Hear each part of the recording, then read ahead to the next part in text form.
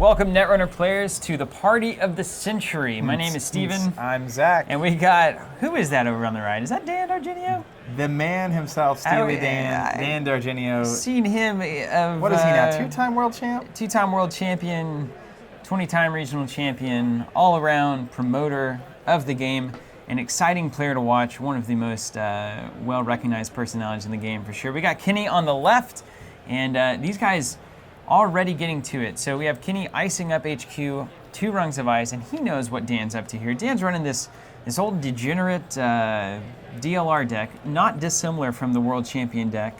Maybe just wanted to use the cards from that pack. From the world champion deck. You'll see some of those full art bleed cards. Those are from those championship decks. So so check those out if you're interested in that. And he's got this new thing, right? So we got a count siphon, pretty standard coming out of Max here. And having to ice up HQ twice to prevent the DDoS siphon, which is DDoS, of course, you can't res the outmost piece of ice once you pop it. So having to double up on HQ real quick, and then Dan coming through with the inject. We see an Eater. That tells you a little bit of a lesson about what might be in this deck. Gains a credit in 3 cards. And that's going to allow him to get in there and count siphon as needed.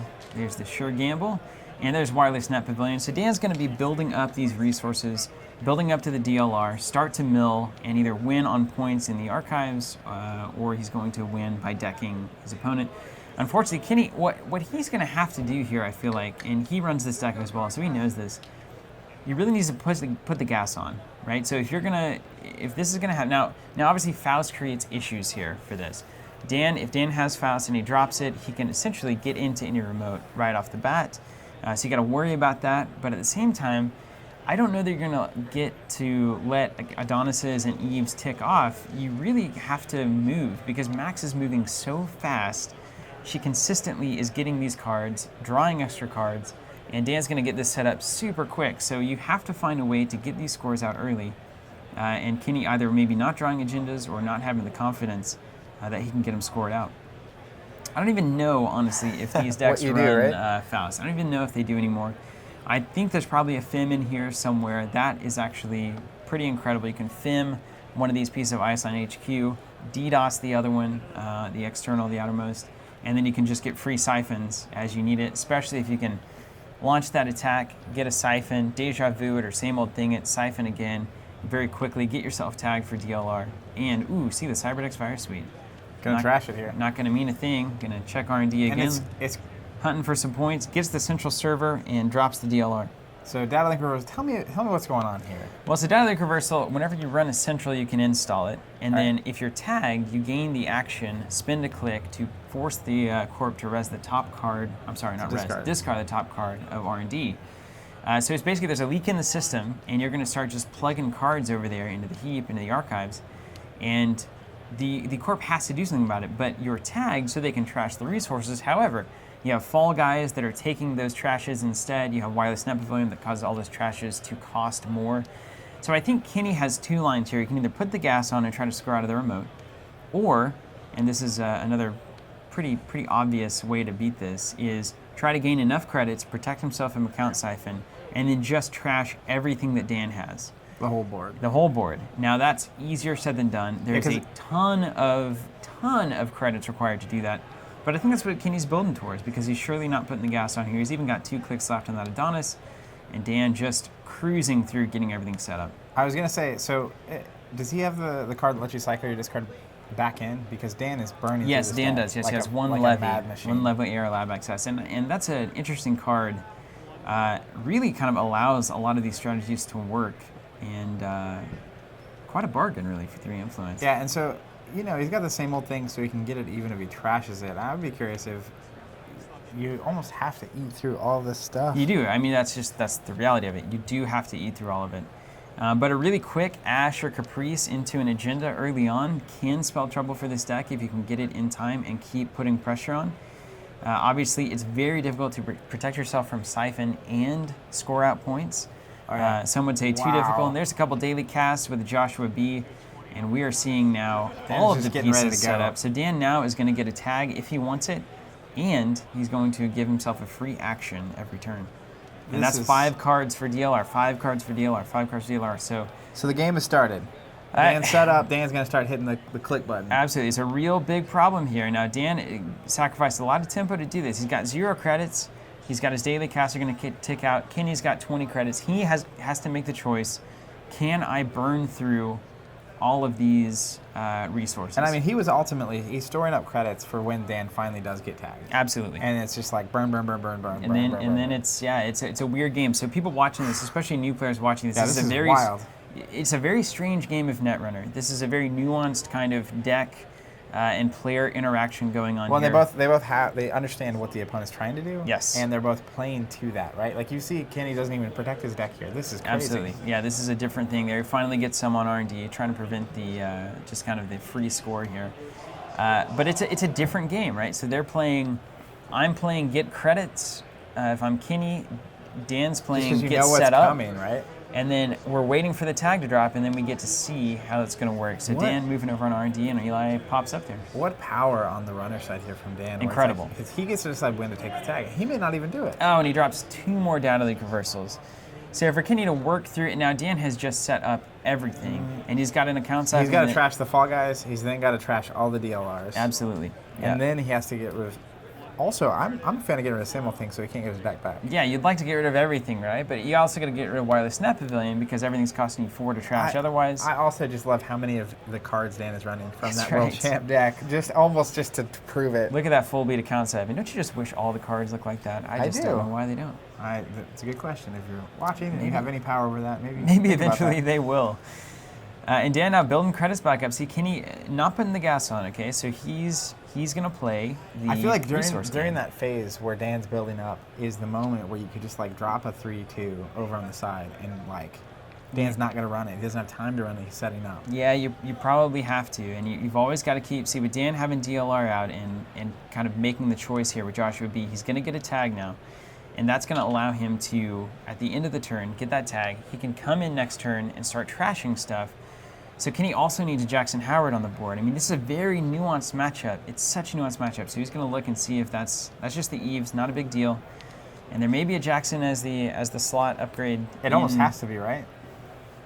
Yeah, well, it could also be an agenda, right? So he could be trying to sneak out a 3-2 here. It could also be just another Adonis with a Breaker Bay. It could be an Ash. It could be a Caprice down there. And I mean, ultimately, is this just a match Kenny is not wanting Look at to that. see? Look at all of those cards. There's no cards left in deck for Dan. Nope. He's going to levy, though. And I mean, at this point, too, Dan is also pretty confident that Kenny's not scorching or not burning of any kind. Absolutely, yeah. Absolutely. Oh, this is just Wildcats, man. Yeah, I mean, that remote is super safe, though, right now is the thing. That remote is so safe. I mean, Dan could have a breaker in hand, pops the DDoS, runs the remote, still has to hit the Caprice or the Ash. See, I would like you should have been scoring this whole time. Yeah, well, but Kenny made the choice, right? And obviously... He's saving the money to burn through. These guys have played... I know that they've played these matchups so many times. So you have to think you can win going this route. Yeah. This has got to be the proven greater success route. And obviously it's not going to be the exact same every time. But... Yeah, because I mean, if Dan had hit an agenda or 2 on the top of deck, this would already be a problem. Gets a little bit different. But resting the Eve there, so playing a longer game, Kenny really just going to try to abide the assault and trash everything. So there goes 1 Fall Guy, there goes 2 Fall Guys. And now we start to trash. Going to protect the Eve campaign.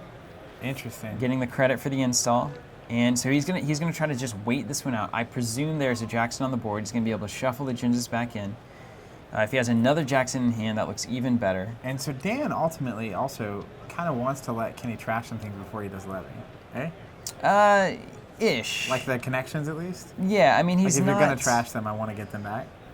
Surely. Yeah, that's a piece of it. But he also probably just wants to trash 5 cards off the top right here. Unless he's really wanting that siphon. You can see it. He just wants the siphon so bad. That would be a game breaker. So drop Eater, DDoS, launch the siphon. Still a little risky. I think he needs a bit more money to do it. Out of deck is terrifyingly crazy to me. Oh yeah, it's not a big deal, right? It's not. This is a game that we play now. Just a different. And it's crazy that obviously Max's ability helped, but like he just ate through his whole deck. Mm-hmm. Like quick. Dan particularly, he's a fast player. DDoS, same old thing, siphon.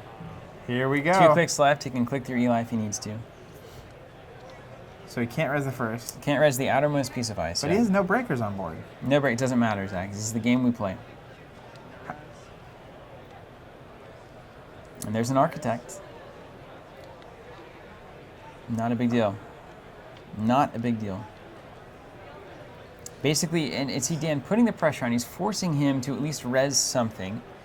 And then he's not going to have enough money to trash. So he's trying to run him out of cash here. And there's a lot more, honestly, there's a lot more going on with this than even I know.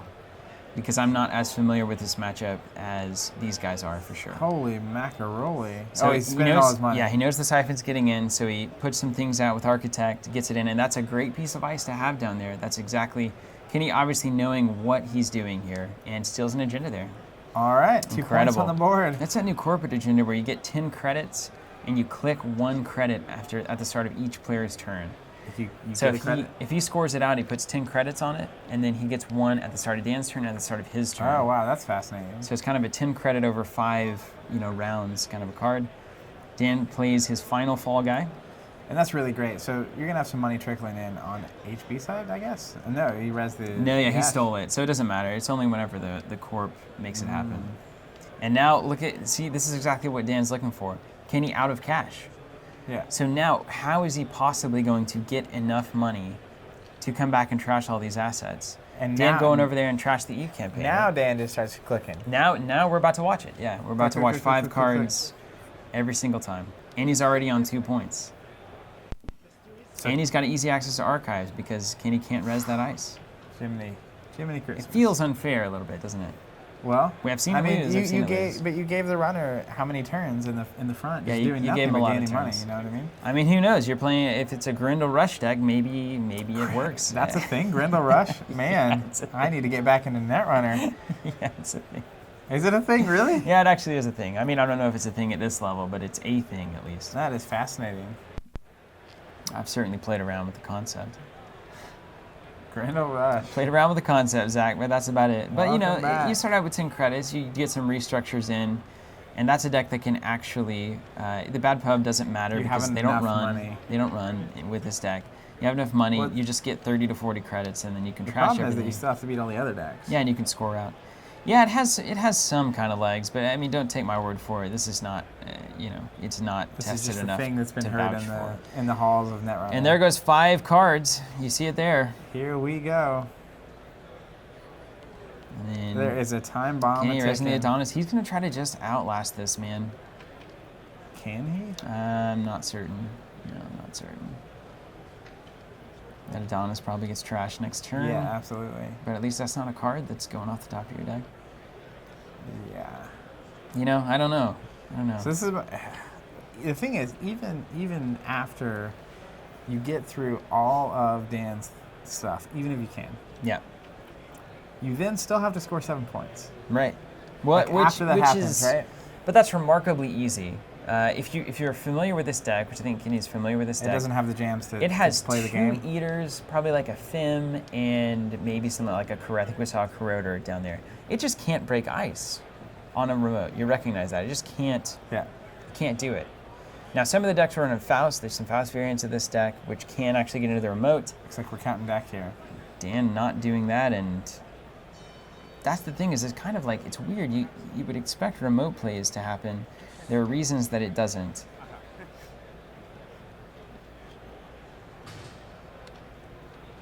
What was Dan flashing the hand there?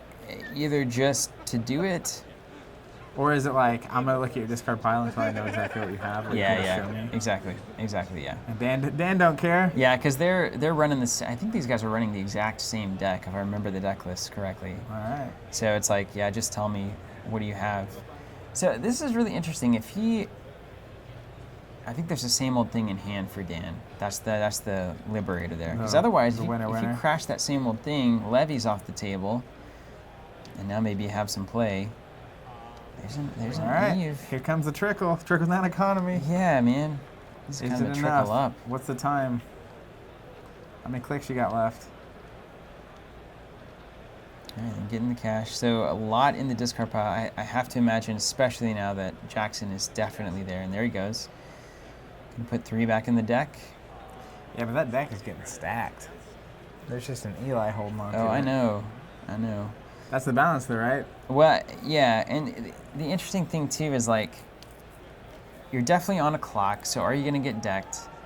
And if you're not decked, do you defend archives with like a Caprice or something to at least make sure that Dan can't get the points? Because there's also going to be points inevitably in there. Yeah, that's the kind of the problem, right? And that creates an issue. So you kind of have to protect archives, but you also have to get cards in your deck. And I'm just not feeling trickle-down economy right now. This seems like a much more pressing situation. Double and there we advance have here. a double advance. So at least we'll get something out. So now Probably Dan's going to have to either let him score or go for that. But look at the chain though, right? So even if Kenny just starts to go for it with the trickles, advance 3 times next turn, score 3 points. Install next turn, advance twice. Advance 3 times, score 3 points. Install next turn, advance twice. And by then Dan's got. By then the deck is gone, You're just right? dead. So this feels like the worst of both strategies to me. Like you didn't go for it early, so now it's not really. You can't really go for it anymore. Yeah. You kind of. I feel like you made it happen on the strategy of trashing the resources, but then didn't do it. It might be too late to switch focus here. But again, like I said, I'm somewhat ignorant how all of this matches up ultimately. Ultimately, I know these guys know what they're doing. Is that Trey with a die in it? That's his tags? Yeah. So at this point, you could another Jackson happens. Start trashing. Oh yeah, you could be trashing for years. But you got to wonder then, does Dan just same old thing levy, draw into his stuff again? But then he has to at least take time to set it up again. Take time to set it up, yeah. That's where I just don't know. I know that there's lines of play on these. I do love that giant D20 though. That is very, massive. Very, very helpful. Like, it is almost, look at that card compared to that. That is the biggest. Oh yeah. That's a Focus Token Plus level for sure. That really is. You could hurt someone if you threw that at him. All right, here we go. All right, there's Vitruvius. Okay, so that's actually super good. So he's still on the game plan. Scoring the Vitruvius. Now, did he overscore it for the counters? I hope that he did. What was the handshake all about? Just everyone's excited that he scored a Vitruvius. And what does Vitruvius do? I missed it. So if you have extra counters basically pass 3 advance, but you advance it past that. So you should have 2 of those. It gets counters on it, and you can use those counters to shovel something from archives back into add it to your hand from archives. All right, that's something. Yeah, so that's good. That means that he can prevent the score out from archives at this point. So now, can you prevent the deck out? Just hard to truly appreciate what's happening here. Yeah, that math is hard. Dan's been out of deck for like 10 minutes. Oh yeah. So there's 14 credits, so he can start. Let's see, he's got to get through a Fall Guy for 4. Probably the Net Pavilion, that's 8. And then 2 for a data leak.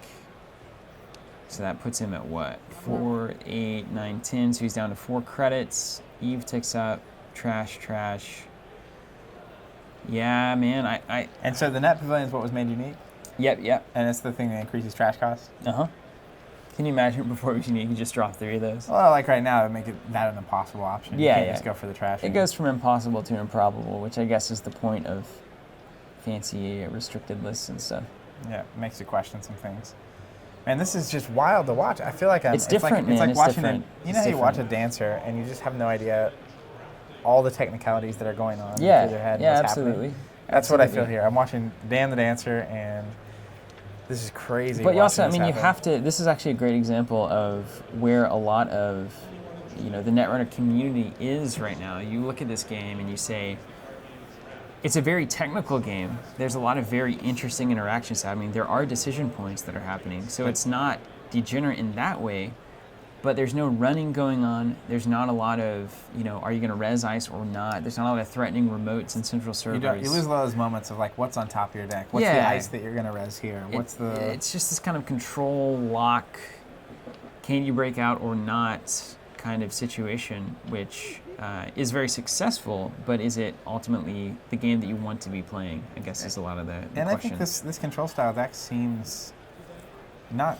too egregious, but you have to have the counter to that, right? Which is the guy Yeah. that can beat you quickly. Yeah, it's not that egregious, ultimately. I mean, it is somewhat egregious, but it's just, it kind of goes back to the Netrunner videos that we posted, a couple of those conversations about, is it exciting? Is it fun? Is it healthy? It's not to say that it's broken in the sense that it's unbeatable, but is it where you want the game to be? And especially looking at us as spectators here, right? We're all watching this game of Netrunner together. Are we enthralled? You know, like some of those early Netrunner matches. I will never forget the first Worlds match where you have Jeremy. June bugs, right? Yeah, going down six pieces of ice and then hitting a June bug. That Netrunner is long gone when you watch games like this and in the most recent iterations on Netrunner. Sure. And again, that's not to say that this isn't interesting, especially for the people who are really bought in, but for the casual player, in the true sense of the word, which is somebody who's not dedicating hours and hours Sure. to playing and looking online and looking up deck lists and knowing the ins and outs of this. They go to a tournament, they face this, and they have no idea what to do, and they just get rolled. Well, and especially if you don't know that you need to be building credits to trash everything down. Right. You get to the end and it's like, oh, I have no out. Right. There's a certain romanticism to early Netrunner that was, I can always at least get to see the top card of your deck at some point. Yeah. Like, I can save up money and run and get there and like... Well, everybody was playing a similar type of game early on. There was going to be ice, there was going to be res ice, and there was going to be runners and all that. And they just concede. He knows it's impossible. Deck's gone. Right? Gonna be Deck's out of here. gone. Nothing to do. Handshake happens, and there you have it. Dan, the North American champion, world champion, everything champion. This guy just can't be beat, Zach. He gets. Dan's like a fine shot of espresso. It just gets better with more pressure. Just better every You're time. here first. Well, congrats, Dan, you can use Dan. that too, buddy. I love you. Thank you guys for watching, and we'll see what happens in Netrunner in the next couple months with this Flashpoint cycle. Exciting. That cycle's looking incredible. Stay tuned, guys. We got more coming.